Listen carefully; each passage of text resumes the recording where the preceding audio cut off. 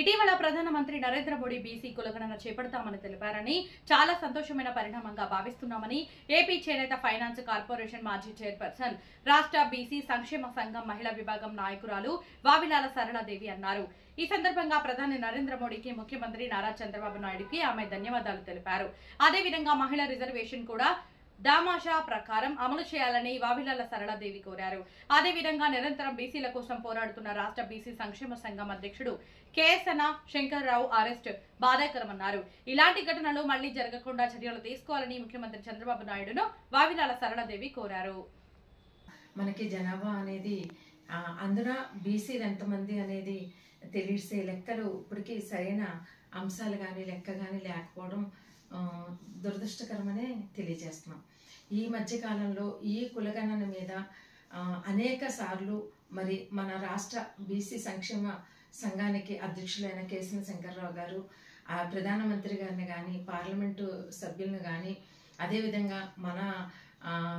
రాష్ట్ర ముఖ్యమంత్రి వారి నారా చంద్రబాబు నాయుడు గారిని ఇతరత అంతా కూడా మన రాష్ట్ర మంత్రుల గారి నుంచి అదేవిధంగా మన రాష్ట్ర ఉప ముఖ్యమంత్రి అయిన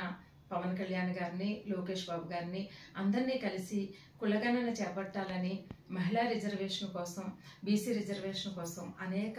పోరాటాలు చేసిన వ్యక్తి కేఎస్ఎన శంకర్రావు గారు.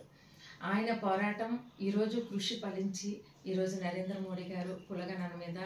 చర్యలు చేపడతాననడం చాలా ఆనందం అని తెలియజేస్తూ ఈ చర్యలు త్వరితగతిన చేపట్టాలని అదేవిధంగా బీసీలు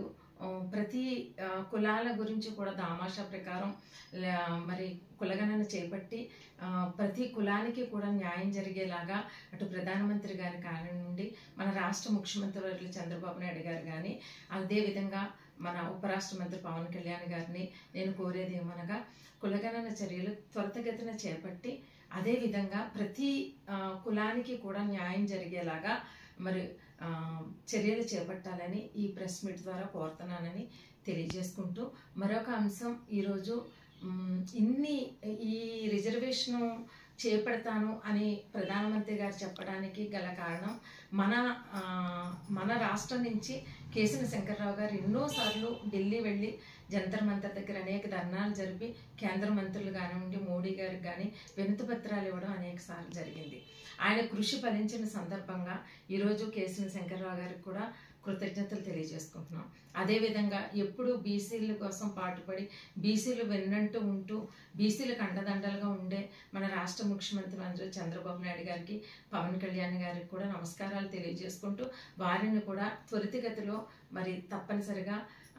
దామాషా ప్రకారం జనాభా లెక్కలు కానివ్వండి మన జనగణన కానీ అంతా కూడా త్వరితగతిని చేపట్టి బీసీలకు న్యాయం చేయాలని ఈ ప్రెస్ మీట్ ద్వారా తెలియజేసుకుంటున్నాను.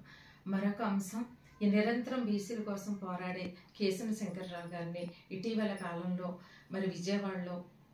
మహిళా రిజర్వేషన్ ఇతరత వాటి గురించి ప్రెస్ మీట్లో మాట్లాడుతుండగా పోలీసులు ఆయన అరెస్ట్ చేయడం చాలా దురదృష్టకరమని ఇటువంటి సంఘటనలు మరి బీసీలని చాలా గాయపరిచే అంశాలుగా సంఘటనలుగా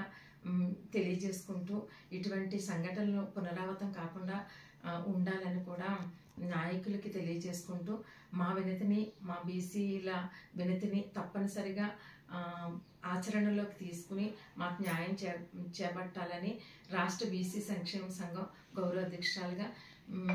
మీకు తెలియజేసుకుంటూ సహకరిస్తున్న పెద్దలందరికీ కూడా నమస్కారం.